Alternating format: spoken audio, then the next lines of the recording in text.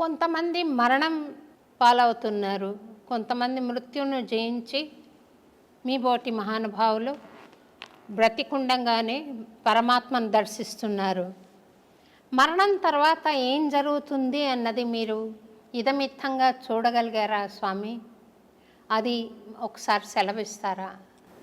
ప్రపంచంలో ప్రతి ఒక్కరూ మరణాన్ని బహు దుర్లభం, చాలా బాధాకరము, అదొక చెడ్డగా భావిస్తారు.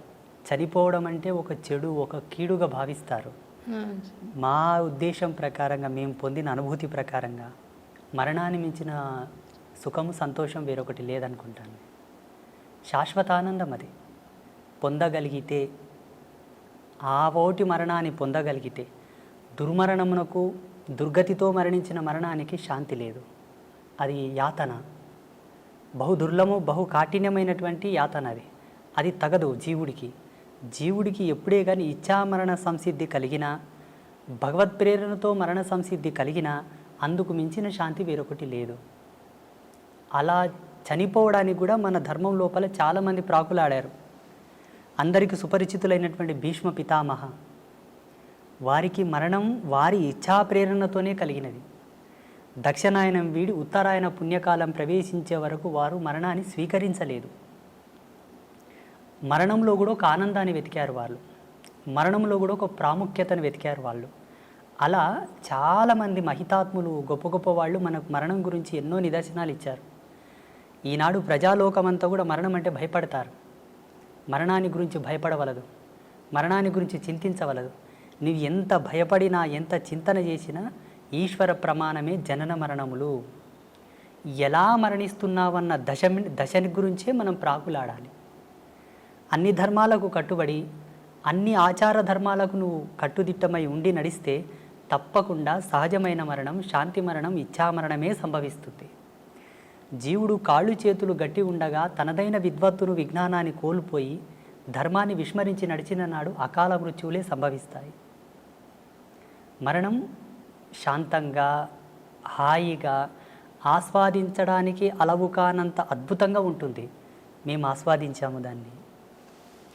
జీవుడు మరణించిన తర్వాత ఏమవుతాడంటే, జీవించి ఉండగా తాను చేసినటువంటి ధర్మాన్ని అనుసరించి, ధర్మమా అధర్మమా, ఆయన జీవన ప్రయాణం అంతయు కూడా భగవత్ సంకల్పానికి దగ్గరగా ఉన్నదా, దూరంగా ఉన్నదా, ఈ యొక్క బేరీజును పట్టుకొని ఆయన మరణించిన తర్వాత యాతనా శరీరంతో ఉండాలా, లేకపోతే సుఖశాంతులతో ఉండే శరీరంతో ఉండాలని డిసైడ్ అవుతుంది.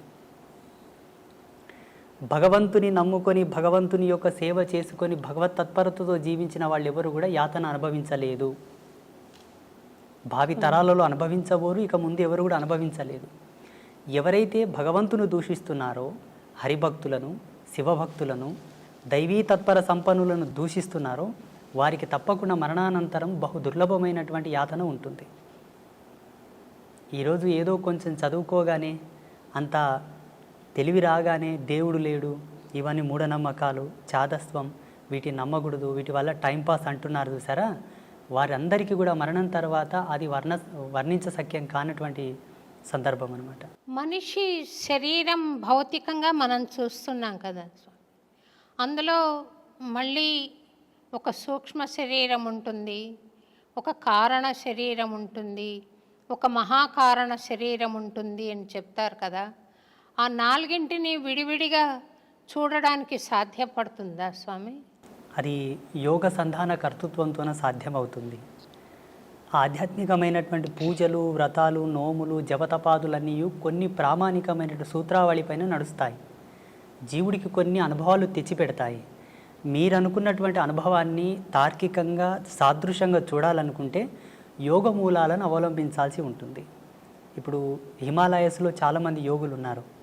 వాళ్ళు మీరు చెప్పినటువంటి ఈ అవస్థలు ఏవైతే ఉన్నాయో ప్రతిరోజు లైవ్లో చూస్తారు. వాళ్ళు సూక్ష్మ, భౌతిక, ఆది భౌతిక, ఆది దైవిక, ఈ నాలుగు అవస్థలను వాళ్ళు సశరీరంగా లైవ్లో ఎప్పటికప్పుడు వాళ్ళు సవరించుకొని చూస్తూ ఉంటారు.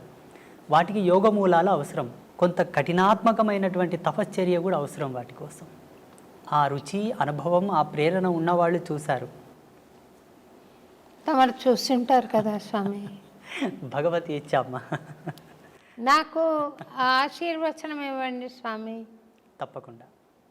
ఒక రకమైన అనుభూతి కలుగుతోంది. కానీ ప్రామాణికంగా నేను దాని గురించి ఇతరులకు చెప్పలేను. నాకు స్వానుభవైక వేద్యంగా ఉంది. అదేంటో అర్థం కాని తనంలో నేను అనుభవిస్తున్నాను స్వామి. అంటే ఒక బస్సు వెళ్తుంటే ఏ ఊరికి వెళ్తుందో తెలియకుండా ఎక్కి కూర్చుంటే ఆ ఊరు చేరుంటారు వాళ్ళు. కానీ అదేం ఊరు, ఎట్లా వెళ్ళాలి, మధ్యలో వచ్చే దారులేంటి, ఇవేం తెలియదు స్వామి. మీరు నాకేమైనా గైడెన్స్ ఇవ్వగలిగితే ధన్యురాలిని స్వామి. తప్పకుండా. ఇప్పుడు మీరుండేటటువంటి అవస్థ ఏదైతే ఉన్నదో, ఈ వయసుతో ఈ స్థితితో ఇది చిట్ట చివరి ఒక దశకం మీది ఉన్నది స్వామి. ఇప్పుడు ఉండేటటువంటి ఈ దశకంలో మీరు పొందవలసిన జ్ఞానమే, పొందవలసినటువంటి అనుభూతి. జీవుడు చివరి దశకంలో చివరి తరుణం లోపల ఈ అనుభవాన్ని గనక పొందితే ఆయనకు ఉత్తరోత్తరమైనటువంటి ధర్మాల్లో భగవంతుడు సహాయంగా ఉంటాడు అన్నది కొన్ని శాస్త్రాల్లో చదివాం మేము. మీరు అడుగుతున్నది చాలా సమంజసమైనదే. తప్పకుండా మీకు అది ప్రబోధం నేను చేస్తాను. నేను బెజవాడ కనకదుర్గమ్మ రాత్రిపూట రిక్షాలో కూర్చుని నగరమంతా చూస్తుంది. ఆ రిక్షావాడు తీసుకెళ్ళాడు. ఒకరి అనుభవాన్ని నేను వీడియో చూశాను స్వామి. అది ఎంత మాత్రం సత్యం అంటారు? అది వాస్తవమే. చాలామంది మన కంచి పరమాచార్య మహాస్వామి వారు కూడా అమ్మవారి గురించి ఎన్నో ప్రత్యక్షమైన సాక్ష్యాలు చెప్పారు.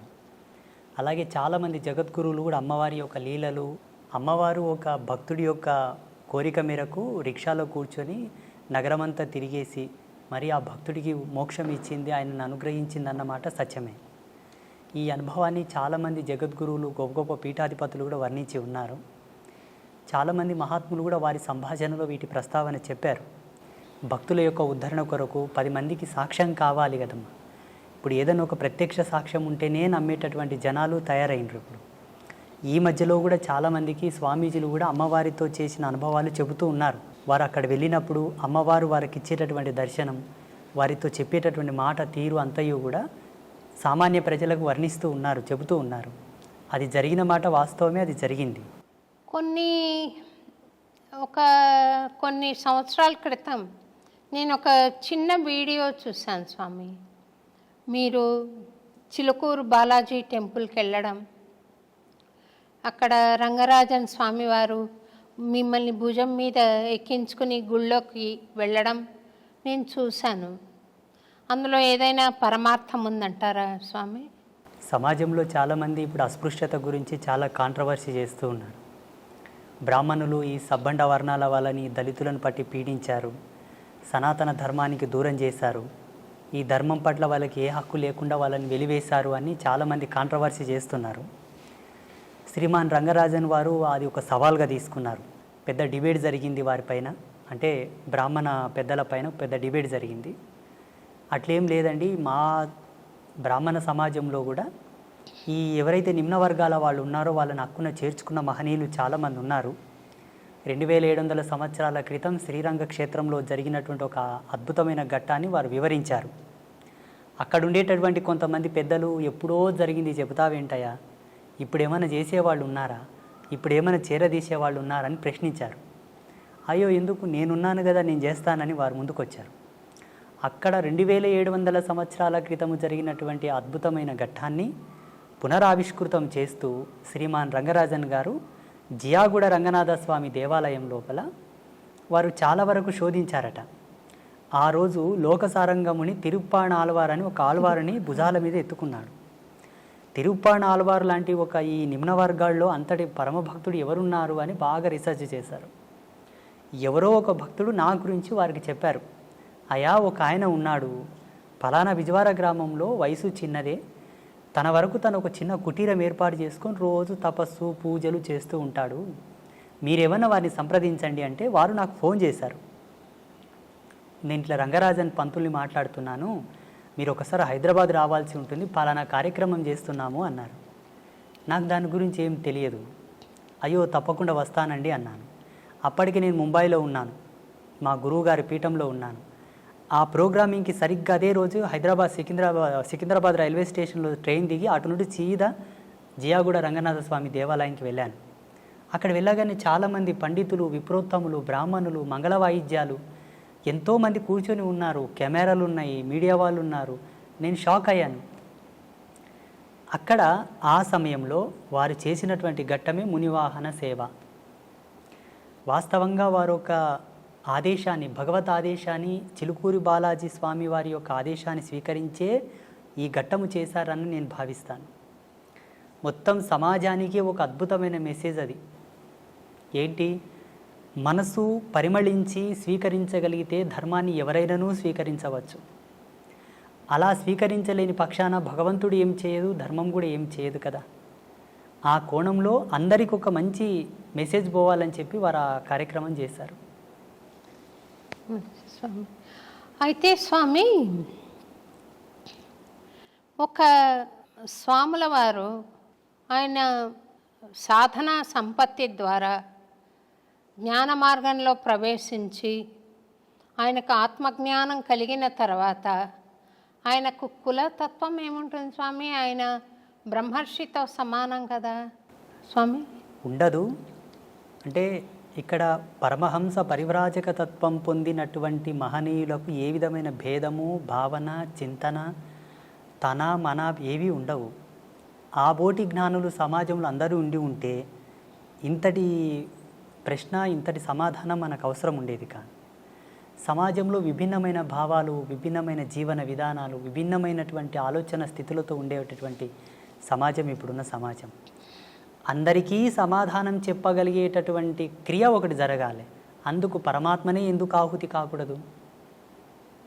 ఆ పరమాత్మ యొక్క భక్తుడే ఎందుకు సమిధ కాకూడదు? ఆ సమాధానము జ్వాలల్లో కాలడానికి, ఆ సమాధానపు చర్యకు ఆహుతైనటువంటి జ్వాలగా, ఆ సమిధగానే రంగరాజన్ గారు నేనిద్దరం మారడం జరిగింది. ఇక్కడ ఉండేటటువంటి స్వామీజీకి ఆ భేదము లేదు, అక్కడ ఉండేటటువంటి స్వామికి ఏ భేదము లేదు. కానీ సమాజంలో ఎవరికి కూడా సందేహం లేకుండా, ఏ ఒక్కరికి, పండితుడి నుంచి పామరుని వరకు అందరికీ సమానమైనటువంటి ఒక సమాధాన ప్రేరేపకమే ఆ మునివాహన సేవ.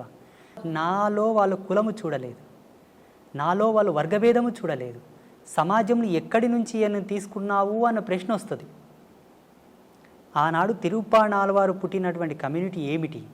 ఈనాడు నువ్వు పునరావృతం చేస్తున్నటువంటి కమ్యూనిటీ వాళ్ళు ఎవరు? ఆయన భాగవతుడా, భక్తుడా, భగవంతుడా, స్వామీజీయా, సన్యాసియా పక్కన పెడితే వర్గీకరణ ప్రకారంగా దృశ్యంతో చూసేవాళ్ళు ఉన్నారు ఇప్పుడు సామాన్యులు. వారి కోరకై నన్ను ఎంచుకొని నన్ను వారు ఆ కార్యక్రమంలో స్వామివారే ముందుకు తెచ్చారు. మీరన్న భావనతో ఎక్కడ కూడా భేదం అక్కడ లేదు, నాలో లేదు, వారిలో లేదు. జనాలలో కోసం, జనబాహుల్యంలో అది ఒక మంచి నిర్దేశకం కావాలి కాబట్టి వారు తీసుకోవడం జరిగింది.